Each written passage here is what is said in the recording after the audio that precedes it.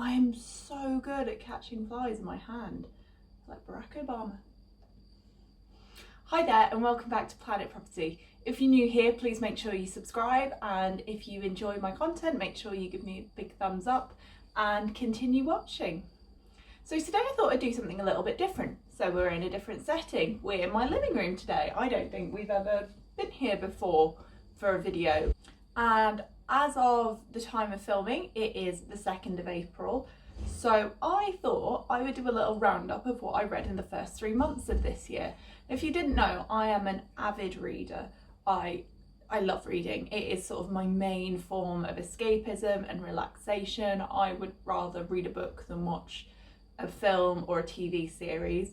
Obviously with the APC, it has cut into a lot of my free time, and therefore I'm not reading as much as I would usually in a year or would like to, but I'm still managing to get in quite a lot of reading. So I've got my Goodreads account up here, and it tells me that so far I've read 10 books this year, which is okay for 3 months in. And I thought I'd run through what I read in the first 3 months of the year. Side note, I really like using quarters as a sort of measurement of time, not just because I often have to work in sort of financial quarters and financial reporting and that kind of thing. And 1st of April is obviously the beginning of the new financial year and Q1 of 21-22.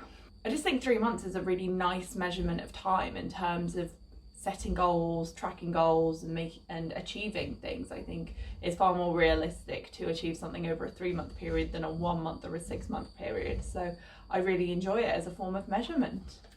So let's get started with the first book that I read this year, which according to Goodreads was Dolly Alderton's Ghosts. I actually don't have a copy of the book to show you because I've lent it to my mum, but I'm just going to insert her here. And I've spoken before about my love for Dolly Alderton. I just think she's wonderful. I love everything she writes. I love her weekly column in the Sunday Times. I adored her first book, Everything I Know About Love. It's one of those books that's actually changed my life. And I'm actually currently rereading it because I think it's really interesting to sort of look back on it as time progresses and as I get a little bit older and into my late 20s. But I will talk about that one in detail in my next quarterly roundup. So I gave this, oh, what a surprise, I gave this 5 stars on Goodreads, and it was a wonderful read. It really resonated with me. I think the reason I love Dolly Alderton's writing so much is because I relate to it so much. I think she's 4 or 5 years older than me, and she writes a lot about sort of millennial life and dating and love and living in London and all the things that I sort of really feel connected to and feel akin with. So I love what she writes. How many times can I say love when referring to Dolly Alderton? And I just think her writing is wonderful. So a bit of a synopsis about the book. It follows our protagonist Nina, who, let's read the description on Goodreads, shall we? Has arrived at her early 30s as a successful food writer with loving friends and family, plus a new home and neighbourhood, when she meets Max, a beguiling romantic hero who tells her on a date that he's going to marry her, and it feels like it's all going to plan. A new relationship couldn't come at a better time. Her 30s have not been the liberating, uncomplicated experiences she was sold. And it goes on, I won't read the whole thing, but it explores a lot of themes that I find I've resonated with quite a lot over the past year, about parents and aging and having to think about our parents' mortality a little bit, friends who are sort of settling down, having children, people moving out of London and moving to the suburbs, myself included. I did that in the last year, and sort of how you manage the person that you thought you were in your 20s moving into later stages of life, especially if you're childless. And it's just beautifully written. The story is funny at times, it's heartbreaking at times. Highly, highly recommend Ghosts. The second book I read was called Lovers and Dancers by Heather Ingman, and I gave this a 2-star rating on Goodreads. Oh, 3 stars. Was it 3 stars? I wasn't a massive fan of this. From the synopsis, I thought I would really enjoy it. It's set in Ireland during the First World War. It includes the Easter Uprising, and it looks at the role of women during the war, which I think is a very underrepresented and not written about as much as men's experiences of war, particularly the First World War, actually. How women coped at home and what they were doing to sort of keep things going on the home front. And obviously Ireland was in a different position to Britain. I actually have, my sister-in-law is Irish, I now have Irish family, and I've only really learnt about Irish history in the last 5 years since she's been a part of my life, and I am really embarrassed about that. In Britain we just don't really, well, in the UK I should say. Hang on, are we Britain or the United Kingdom of Great Britain and Northern Ireland? We're in Britain here. Over in England, Scotland and Wales, we don't really get taught a lot about Irish history, and that's probably because as English people we had a lot to do with that. But I find it absolutely fascinating. They're literally just over the water, and what has happened in the last 100 years, in the last 500 years in Ireland, it's fascinating, it's horrible. And yeah, I always love reading about that, but I just found that it wasn't great. The writing is quite simple, which is fine, you know, it doesn't have to be wonderful prose and text, but I found that there were quite predictable elements of the story. The actual Easter Uprising wasn't what I was expecting. I'm trying really hard not to give anything away in case anyone does want to read it. It was quite an easy read, and that's what I'm looking for at the moment this year, because obviously I'm not reading as much, and the reading I am doing is normally at the very end of the day when I'm tired after a full day of work and revision. So yeah, 3 stars was okay, probably won't read it again. And I read that one on my Kindle, so I don't have it to show you. The next book I read was Why We Sleep, Unlocking the Power of Sleep and Dreams by Matthew Walker. And again, I've lent this one to my mum, so I don't have it to show you, but I will just put a little picture of it here. And I gave this book 5 stars. And you probably won't believe this because of the amount of 5-star books that I have in this first wrap up, but I'm actually quite a harsh critic with book reviews, and I don't give out 5-star ratings that often. And I think this might be the only non-fiction book I've given a 5-star rating to, certainly in the last year or two. You've probably heard about this. It's been going around for a few years now. I am a little bit late to the party, but I just found this absolutely fascinating. There were some elements that were a little bit difficult, a little bit too sciencey for my more humanitarian brain to understand, but I loved it, and I have genuinely changed my sleeping habits since I read this book. I think everyone should read it. It's brilliant, and it explains so much about our behaviours and patterns and sleep and how so important sleep is to life. The next book I read is The Secret by Rhonda Byrne, and I read this on my Kindle. I don't have the hard copy to show you, but I gave this 4 stars, and I know people have very conflicting views about this book, and my view is if you take it with a pinch of salt, then it's got a really nice takeaway to it. And again, I do genuinely think that I have changed my patterns and behaviours a little bit as a result of reading this book. I think the message of having a positive mindset and a positive outlook on life, how can that not be a nice message from a book, even if some of the stories of, oh, well, I manifested doing this and then suddenly I had $20,000 in my account.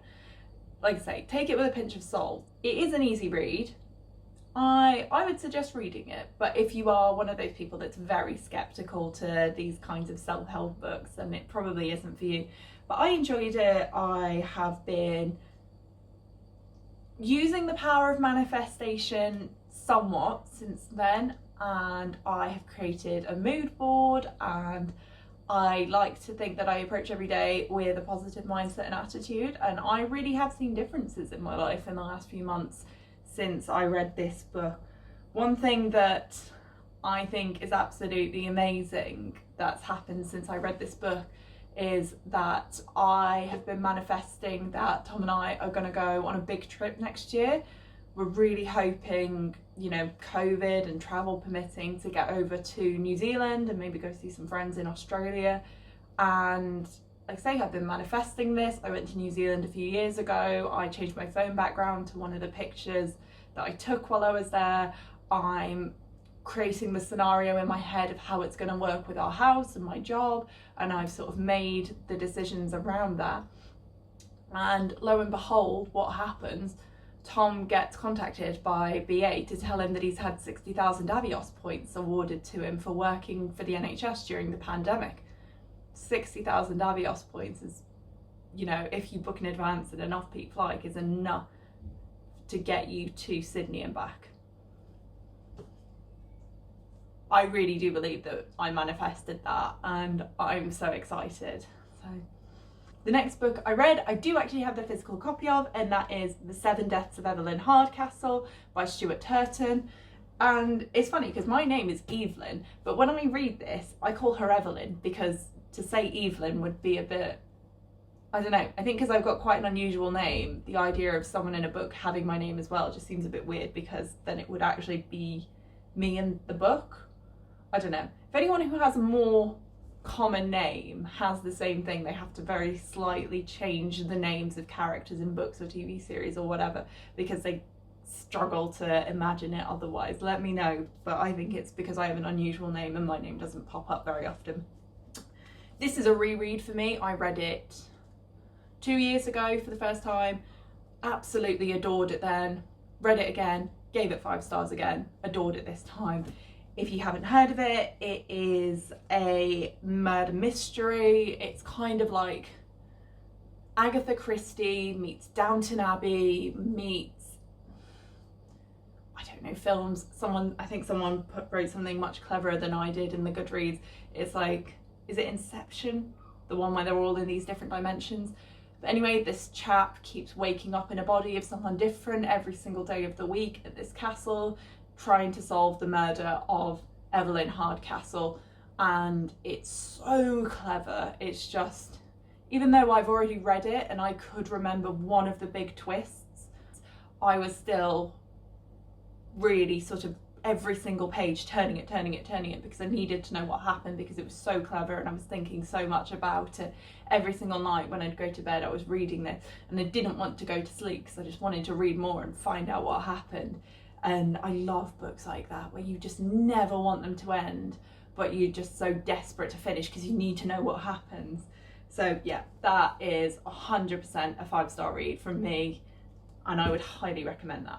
Next book I read, again, was on my Kindle, so I don't have it to show, but it was Rebecca by Daphne du Maurier. And I've actually never read Rebecca before, and it was amazing. What did I give this? Did I give this 4 or 5 stars? I gave it 5 stars. Oh my goodness, I've given 4 books 5 stars so far this year. But I mean, you'll probably know this and you'll have heard of it, and you may have seen the film that came out a couple of years ago, but it's just amazing. It's a classic for a reason. It's everything I love about a book. It's slightly period in its setting. It's got a beautiful English country manor. There's a mystery at the heart of it. The characters, the setting, everything is so well written. Like I say, it's a classic for a reason, and it has hundreds of thousands of 5-star reads or 5-star ratings on Goodreads. So if you've never read Rebecca, go and read it. It was amazing. Next book I read was The Guest List by Lucy Foley, and again, I read this on my Kindle, so I don't have it to show, but I gave this 4 stars. And I have previously read The Hunting Party by Lucy Foley, which again I would also highly recommend.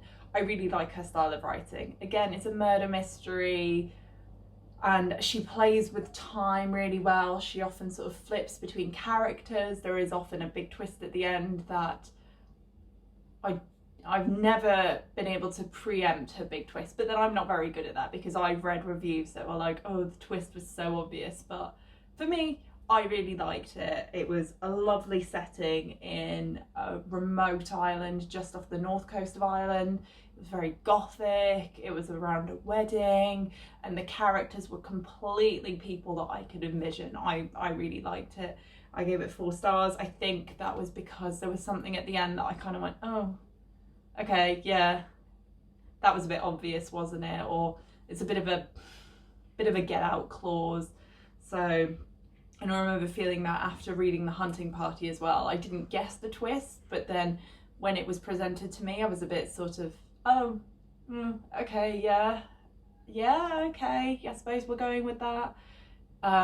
If that makes sense. I'm trying really hard not to give away what these twists could be, because obviously they're murder mysteries and I would just ruin books for people, and I don't want to do that.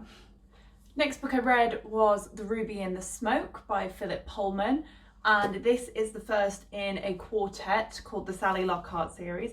Now I found this when I was searching through some of my old things, and I can so vividly remember this cover, and as a child I assume I read this because I was a big Philip Pullman fan, but as I was rereading the story I just couldn't remember anything from it. So either I read it so long ago that I don't remember, or I didn't read it. I don't know. But I enjoyed this, but I found there were elements that were difficult to keep up with. I often find this when I'm reading something kind of set in Victorian times where they're only referring to people by surnames. I find it difficult to distinguish characters. Maybe that's just me, I don't know. I found that for this being a children's book, there were very dark elements. And I remember thinking that when I read his Dark Materials. I know that the clue is in the name, but I like his writing. I think it's very good. He's a very good storyteller. Couldn't tell what was happening, which means that, like I say, I don't think I did read this as a child, but I couldn't remember what was happening in it, and I thought it was a good story. I only gave it 3 stars, and I can't remember why. I think that was because I struggled to follow it a little bit, but yeah, just it was a good story, an easy read, and yeah, would probably recommend. The next book I read was Grit, The Power of Passion and Perseverance by Angela Duckworth, and I actually listened to this on audiobook. I get my audiobooks from my library, so Brighton and Hove Council use an app called, I think it's BorrowBox, where you can download ebooks and audiobooks, and I do like having an audiobook on the go to listen to while I'm running or cleaning, or if I've got a long drive to go on, when we're allowed to go on long drives again, that is. This one was supposed to be about, yeah, grit and endurance and what makes people gritty, and just sort of the kind of things that I want to be listening to while I'm doing my APC, I guess. And I only gave it 2 stars. I thought a lot of the concepts that she discussed were very obvious and very self-explanatory. I don't know if that's perhaps because when I took her grit scale test, I am a person that Duckworth would describe as gritty, so maybe I'm not the key audience for it.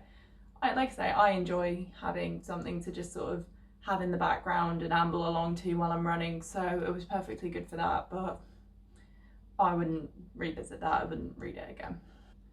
And the last book I read recently is The Nightingale by Kristin, and I picked this up in a charity shop years ago. I think it's still got the 50p mark in it, and this highlighter all down the side. I love charity shops for books, and this was brilliant. It's been sitting on my bookcase for a few years, and I finally decided to get around to it. And this follows 2 sisters, Isabel and Vienne, who live in occupied France during the Second World War, and it tells the story of women and their roles in the war, which is, like I was saying, about lovers and dancers, but this was so much better. This was amazing. I cried so much reading this book. There were some really, really horrible moments in it, and having grown up in England, there's always kind of been a bit of a laughy banter with, oh, the French, you know, they just surrendered in the war, and, you know, we were the ones that fought the Germans, even though it was obviously the Americans that won the war, and all this kind of stuff. But I've never really read or seen anything that discussed what life was like in occupied France for the women who were left behind. And oh my God, it was heartbreaking. It was awful. I can't contemplate it. Anytime I sort of read anything about the war, because I love reading about the war, I find it fascinating, and I think it's something that everyone should keep in their mind on a regular basis. Either watch a film about it, read something about it, continue to learn about the war, because it was so important and it was in recent history. Every time I've sort of thought about this, and now I'm thinking about it again, every time I've sort of thought about this book, and I sort of turn to Tom and I go, your grandmas were alive during the war. Like, it was within people's lifetime that these atrocities happened. I gave this 4 stars, and that is only because one of the things, like I say, I am quite a harsh critic with books, and one of the points at the end, I was a bit sort of, oh, okay, yeah, could have guessed that, kind of. It's the same with the Lucy Foley thing. Almost all the way through the book, I was absolutely gripped and I loved it, and I wanted to keep reading, I wanted to find out more. But there was something at the end that I just kind of went, oh, okay, that feels a bit easy or whatever. But yeah, this was 400 pages and oh my God, it was just, I think I read it in about 4 or 5 days or something, which probably doesn't bode well for my APC because it's the most recent thing I've read. But yeah, would highly, highly recommend this, but be prepared and have some tissues at present. So that's everything I read in the first 3 months of 2021, or Q1 2021, if we're going to be all. And I really enjoyed doing this wrap up. I like sort of revisiting books, reminding myself about them. I mean, I did have to sort of look back down to remind myself of the story sometimes, or the marks that I'd given each of the books. But yeah, if you'd like me to do more book review videos, I can go into depth in some book reviews, or just keep doing the quarterly updates, then comment down below and let me know. And I hope you have a lovely week, and thanks for watching.